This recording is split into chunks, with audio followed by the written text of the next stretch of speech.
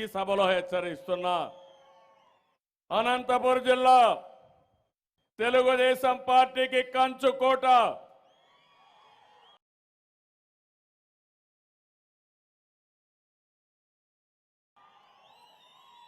84లో ప్రజాస్వామ్య పరిరక్షణ కోసం రోడ్డెక్కిన జిల్లా ప్రాణాలు కూడా త్యాగం చేసి మళ్ళీ ఎన్టీ రామారావు గారిని ముఖ్యమంత్రిగా చేసి ప్రజాస్వామ్యాన్ని కాపాడిన గడ్డ ఈ అనంతపురం జిల్లా. ఈ రోజు కూడా నేను పిలిపిస్తున్నా మీకు. నేను అడిగేది న్యాయమైన కోరికలు అవునా కాదా అని మిమ్మల్ని అడుగుతున్నా. ఇవన్నీ మీకోసం అవునా కాదా అని మిమ్మల్ని అడుగుతున్నా. మీకోసం అనుకుంటే మా పిల్లల కోసం, మా భవిష్యత్తు కోసం, భావితరాల కోసం అనుకుంటే గట్టిగా చప్పట్లు అవును అని చెప్పాలి. మన ఎంపీలు పోరాడారు, రాజీ లేని పోరాటం చేశారు. ఆ రోజు విభజన చేసినప్పుడు పోరాడారు. ఇక్కడే కృష్ణప్ప గారు, నారాయణరావు గారు ఉన్నారు. ఆ తర్వాత ఈరోజు అన్యాయం చేసినప్పుడు మళ్ళీ పోరాడారు, పోరాడుతూనే ఉన్నారు. అదే అపోజిషన్ పార్టీలు ఉన్నాయి. ఈరోజు నేను అడుగుతున్నాను, మనం అడిగింది ప్రత్యేక హోదా అడిగాం, ప్రత్యేక ప్యాకేజ్ ఇస్తామని మాయ మాటలు చెప్పి వేరే రాష్ట్రాలకు మాత్రం ప్రత్యేక హోదా ఇచ్చి మనకు మోసం చేసే పరిస్థితికి వచ్చారు. ఇంకో పక్క పోలవరం జీవనాడి. నేను ఒకటే ఆలోచించాను, అనంతపూర్లో కరువు పూర్తిగా నివారించాలన్నా, రాష్ట్రంలో నీటి భద్రత ఇవ్వాలన్నా పోలవరం పూర్తి కావాలి, నదులు అనుసంధానం కావాలి. చివరి దశకు పోలవరం వచ్చింది. మొన్ననే గేటు కూడా పెట్టే పరిస్థితికి వచ్చాం. మే నెల లోపల ఈ ప్రాజెక్టు ద్వారా గ్రావిటీతో నీళ్లు తీసుకొచ్చే బాధ్యత 19లో పూర్తి చేసే బాధ్యత తీసుకుంటాం. పోలవరం ప్రాజెక్టు కావాలన్నా లేదా అని మిమ్మల్ని అడుగుతున్నా. అదే పోలవరం గాని పూర్తి కాకుంటే గోదావరి కృష్ణా నదుల అనుసంధానం చేయకుండా ఉండుంటే, పట్టసీమ నీళ్లు కృష్ణాకు రాకుండా ఉండుంటే మనకు అందరి నీవాలో నీళ్లు వచ్చేటి ఆ తమ్ముళ్ళు అని అడుగుతున్నా. దీనివల్ల నీళ్లు వచ్చాయి. ఈరోజు అనంతపురం జిల్లాకు న్యాయం జరిగింది. 3,500 కోట్ల రూపాయలు మన డబ్బులు ఖర్చు పెట్టాం. మనకు ఆర్థిక ఇబ్బందులు ఉన్నాయి. ఒక్కసారి ప్రాజెక్ట్ ఆగిపోతే మన జీవితంలో ఎప్పుడూ చెయ్యలేం. కష్టమైన, బాధ అయిన, అప్పులున్నా ఎట్టి పరిస్థితుల్లో పూర్తి చేయాలని దృఢ సంకల్పంతో ముందుకు పోతున్నాం. నేను అడుగుతున్నా, మీ ఆశీస్సులు కావాలి, మీ సంకల్పం కావాలి. పోలవరాన్ని పూర్తి చేయాలి, చేస్తామని గట్టిగా మీరందరూ కూడా సంఘీభావాన్ని తెలియజేయాల్సిన అవసరం ఉంది.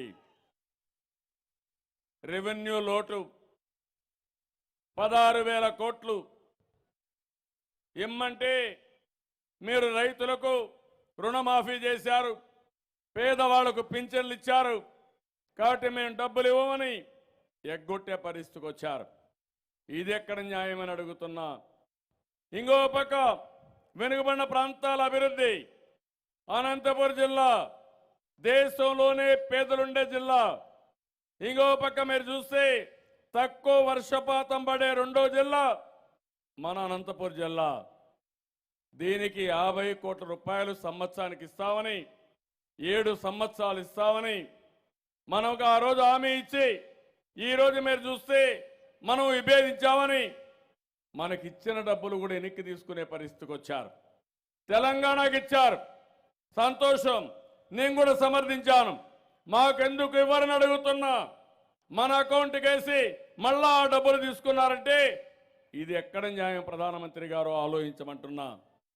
అందుకనే ఈ బీజేపీ పార్టీకే కాదు, ఈ పార్టీకి వంతబాడే పార్టీల్ని, వీళ్లకు సహకరించే పార్టీల్ని చిత్తుగా ఓడించి బంగాళాఖాతంలో కలపాల్సిన అవసరం ఉంది. ఏంటి మీ ధైర్యం అని అడుగుతున్నా. వీళ్ళ ధైర్యం, ఇక్కడ వైఎస్ఆర్ కాంగ్రెస్ పార్టీ ఉంది, అది ఒక అవినీతి పార్టీ, కేసులున్నాయి. ఆ కేసుల మాఫీ కోసం మన భవిష్యత్తు తాకట్టు పెడితే దాన్ని ఆసరాగా తీసుకుని బీజేపీ మన రాష్ట్రం పైన దాడి చేసే పరిస్థితికి వచ్చారు. ఇంకో పక్కన పవన్ కళ్యాణ్ గారు ఉన్నారు, ఇక్కడికే వచ్చారు తమ్ముళ్ళు, మొన్న కూడా వచ్చి చెప్పాడు విన్నారా మీరందరూ? ఆయన చెప్పింది ఒక ఫ్యాక్ట్ ఫైండింగ్ కమిటీ వేసి 75,000 కోట్ల రూపాయలు మనకు రావాలని. ఆ తర్వాత ఆ మాటే మర్చిపోయాడు, ఒక్కరోజు మాట్లాడరు. ఇది ఎక్కడ న్యాయమని నేను అడుగుతున్నా. నన్ను విమర్శిస్తారు. కేంద్రం అవినీతిలో కూరుకుపోయిన, దేశాన్ని భ్రష్టు పట్టించిన, ప్రజాస్వామ్యాన్ని అపహాస్యం చేసిన మాట్లాడే పరిస్థితులు లేకుండా పోయారు. విశాఖ రైల్వే జోను ఈ రాష్ట్రానికి రావాలి, ఒరిస్సా ఒప్పుకున్నారు, కానీ వీళ్ళు మాత్రం ఇచ్చే పరిస్థితులు లేరు. ఇంకో పక్కన కడప స్టీల్ ప్లాంట్ ఇవ్వలేదు, ఇవ్వమని చెప్పే పరిస్థితికి వచ్చారు. నేను ఒకటే చెప్పాను, మీరు ఇవ్వకపోయినా ఈ రాష్ట్ర ప్రభుత్వం కడప స్టీల్ ప్లాంట్ ని రాయలసీమ ఉక్కు ఫ్యాక్టరీ ఫౌండేషన్ వేస్తాం, పూర్తి చేస్తాం. రేపే దీనికి ఫౌండేషన్ వేయడానికి ముహూర్తం పెట్టుకున్నాను. నేను ఒకటే చెప్తున్నాను, ఎట్టి పరిస్థితుల్లో రాయలసీమ ఉక్కు ఫ్యాక్టరీ కడపలో పూర్తి చేసే బాధ్యత ఈ ప్రభుత్వానికి. దీన్ని పూర్తిగా సహకరించమని మిమ్మల్ని అందరినీ కోరుకుంటున్నా. విద్యా సంస్థలు ఈ ఉక్కు ఫ్యాక్టరీకి అయితే నేను ఒకటి చెప్పాను, మేము భూమి ఇస్తాం, జిఎస్టీ ఎగ్జంప్షన్ ఇస్తాం, నీళ్లు ఇస్తాం, కరెంట్ ఇస్తాం, మీకు కావలసిన ఐరన్ ఓర్ కూడా మేమే ఇస్తామంటే కనీసం ఫ్యాక్టరీ పెట్టడానికి మేషాలు లెక్కేశారు. నేను అప్పుడు ఒక మాట అడిగాను, ఒకవేళ మీరు ఈ పని చేయకపోతే 10 సంవత్సరాలు మీకు కట్టవలసిన పన్నులు మాకు రాయితీ ఇవ్వండి, మేమే పెట్టుకుంటామన్నాం. దానికి కూడా ముందుకు రాలేదు. అంటే ఈ ప్రభుత్వాన్ని ఒక్కసారి మీరు చూస్తే మనం బానిసలుగా ఉన్నాం. వీళ్ళకు పన్నులు కట్టాలి, మనం కష్టపడాలి, వీళ్ళకు బాధ్యత లేదు. ఇది ఎక్కడ న్యాయమో మీరే ఆలోచించాలి. అందుకని ఇలాంటి ప్రభుత్వాన్ని చిత్తుగా బుద్ధి చెప్తే తప్ప వీళ్ళకు జ్ఞానం రాదని చెప్పి కూడా నేను మీకు తెలియజేస్తున్నా. ఇవన్నీ మనం అడుగుతా ఉంటే నరేంద్ర మోడీ గారు మళ్ళా మన రాష్ట్రానికి వస్తానంటున్నాడు. ఏ ముఖం పెట్టుకొని వస్తానని అడుగుతున్నా. అంటే మనం సత్యామా లేదా అని, బతికామా అని చూడడానికి వస్తారా అని అడుగుతున్నా. మీరు ఆమోదిస్తారా ఆయన రాక? మన పనులు చేయమనండి, న్యాయం చేయమనండి, చట్టాన్ని అమలు చేయమనండి, తర్వాత రండి, మాకు అబ్జెక్షన్ లేదు. అట్లా కాకుండా మాకు అన్యాయం చేసి మేము బాధల్లో ఉంటే, కష్టాల్లో ఉంటే మళ్ళా వెక్కిరించడానికి మీరు వస్తే చూస్తూ మనం ఉండాలంటే ఏ విధంగా ఉండగలుగుతాం తమ్ముళ్ళు అని మిమ్మల్ని అడుగుతున్నా. నేను ఆ రోజు కూడా ఒక పని చేశాను.